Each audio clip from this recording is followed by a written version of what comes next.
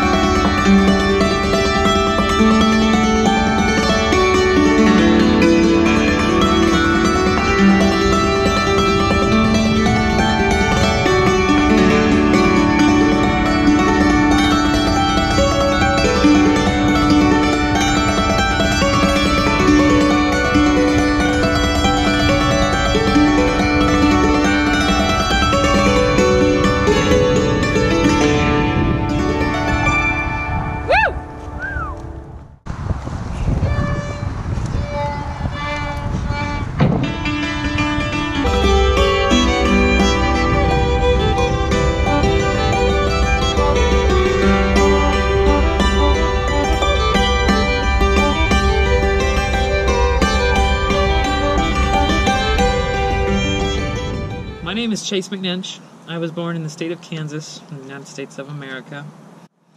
I moved around a lot when I was growing up, all across the country. I joined a band, which made me join another band, which brought me now, after a lot of things, to Portland, Oregon, where I met him. Yay. How many instruments do you play? I play 10 instruments. What? I play piano, hammer dulcimer, which is this thing, mountain dulcimer, banjo, drums, bass guitar, mandolin, auto harp, trombone, organ. Yeah. Some things I have more experience with, others things not so much.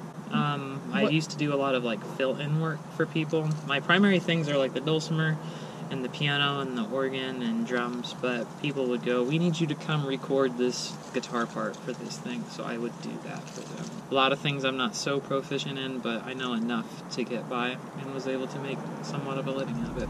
So when did you start playing instruments, and what instruments did you start playing? When I was 3 years old, I started playing the piano. I had a little toy keyboard that had all these demo songs in it, and it would play like Mary Had a Little Lamb or something like that, and I was able to just listen to that and tap the keys and, you know, do whatever with it, and that's really where it started. I always tell people, if my life were some kind of like video game or something, and I had to like, I got the chance to level up and update my skills, you know, of all the skills I could have leveled up in, I always just hit +1 in music.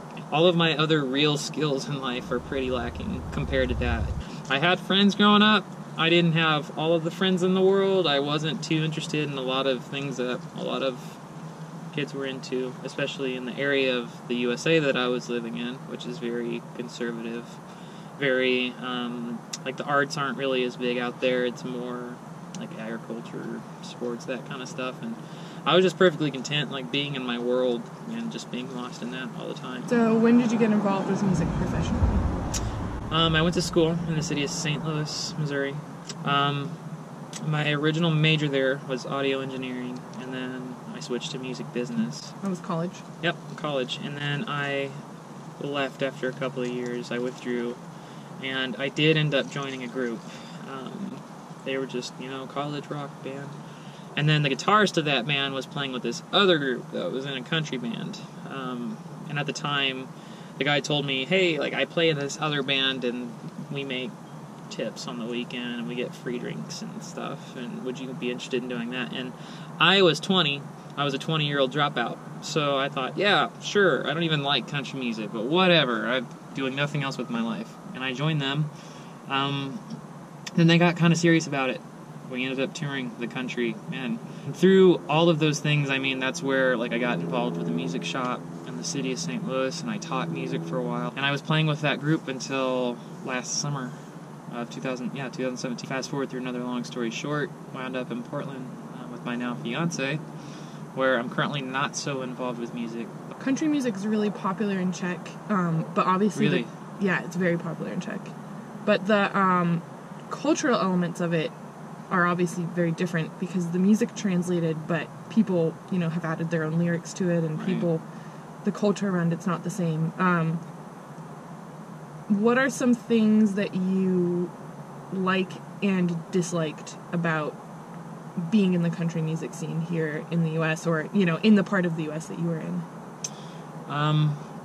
In terms of dislike, there's a lot of, like, tropes, you know, that tend to get made fun of in country music, but they also happen to be true. A lot of the culture, especially where, like, a lot of the country comes from, and bluegrass and whatnot, they were from these rural people in the middle of the United States, and they were telling stories about their ways of life, and then over time that kind of evolved into, I'm a farmer, and I got my tractor here, and got my woman, and I got my beer, and, which isn't, like, bad. It's not even really a bad thing. It's just that that's what the industry came to revolve around. And I mean, country, just like any genre, it has so many different little niches. It's not all like that. There's a lot of beautiful stuff to country too, which, those negative tropes aside, like, again, Americana, just telling the story of the working man. Folk, that's what folk music is. It's just storytelling. It's telling the story of the people. And that is what I like about it. And you'll also find that through a lot of American country music, there is a sense of camaraderie. Even in, like, the tropey stuff, like the beer and the tractors and da-da-da-da. That's more on the pop country end of the spectrum. I don't know what that seems like in Czech at all. But even still, even through all that stuff, there's this sense of community, and yeah, I relate to that, which is why that music is successful. That's kind of the point. That's what they want. They want you to be able to listen to that casually in your car and go, oh yeah, that's my life, and turn that up. That's something that I can really relate to. Like, I was born in Kansas, which is as rural as it gets, but I spent all of my time moving around and meeting lots of people, so I was lucky enough to have a bigger worldview than a lot of people my age growing up. And so with that kind of greater sense of the world around me, I just wasn't really into the country way of life and this and that. So when I started playing with my band, it really was for me just like, this is just a professional outlet that I can play music. Might not be my passion project, but let me see what I can do with it. What was also going on with me at the time was a lot of internal struggle, because I am transgender. I didn't realize that growing up. It took a long time to get here, and that was something that started when I was 12 years old. For anyone who doesn't know what transgender means, can you briefly describe what transgender means, at least to you? It's one of those things where I can't speak on behalf of everybody's experience. It's really important to note that. From a medical standpoint, which is bottom line, I guess, all I can really say, the brain develops one way, the body develops a different way. In my personal case, I have a woman's brain. That's just kind of the way that happened. But when the wrong set of hormones kicked in the womb, and my body started developing as a genetic male, and then when that body gets older and then hits natural puberty, the brain is wanting it to do all of these things, but the body obviously has just a different set of hormones within it that it's working with, and it causes a lot of dissonance with that person growing up, trying to, like, figure out why I feel this way, but I know that I'm supposed to be this way according to everybody else. The term is called dysphoria, gender dysphoria. It's not something that's exclusive to gender. Like body dysphoria, for example, that's anorexia or bulimia. It's just this dissonance, especially with your self-image and the way you process who you are. And in my case, it was with gender. Yeah, you grow up and puberty happens, and in my case, it was just a lot of, I can't figure this out, and why does this bother me so much? And it was really hard for me, too, because growing up in Kansas, my family was really conservative, and they were really religious, and the reason I never considered myself being transgender was because I thought that was just an idea in a different universe that would never happen in my lifetime. Never, not once. So I'm not even going to put that thought in my head. And then fast forward, I'm now, post-college, and I'm playing with a country band, which has a lot of that hyper-masculinity, and you get into gender roles. And you were perceived as male at the time. And I knew I was even comparing myself to my male bandmates and the people around me. I'm like, I'm supposed to grab a beer like this, and I'm supposed to stand like this all the time, and I just never really felt right. I began medically transitioning, which is I undergo hormone replacement therapy. There's no cure for dysphoria. It's just something that's there. It's something that the brain experiences for the remainder of my life. But through modern science, we have things like hormone replacement therapy that kind of resets the body with a set of hormones that the brain originally kind of intended to work with, and it eases that sense of dysphoria, and the brain essentially goes, oh, this makes more sense. People do undergo affirming surgeries or, all sorts of things, but bottom line, there's no one-size-fits-all kind of experience for the trans experience. But no, there's evidence of trans people, everybody in the LGBT community. We have record of these people existing since the beginning of human history. It's just the way that history evolved, and certain cultures took on certain stances, and religion came into the picture and started to shape our worldview. And so we turned a very natural thing into such a negative connotation that we're only just now kind of reevaluating in the grand scheme of things. But bringing it back to my story, I finally came to terms with myself, and I began medically transitioning in April of 2017. And it was really hard for me because I knew I'd be coming out to the country music industry and fan base, and they wouldn't really be the most supportive people of all time because they did happen to be more on the conservative end of the spectrum.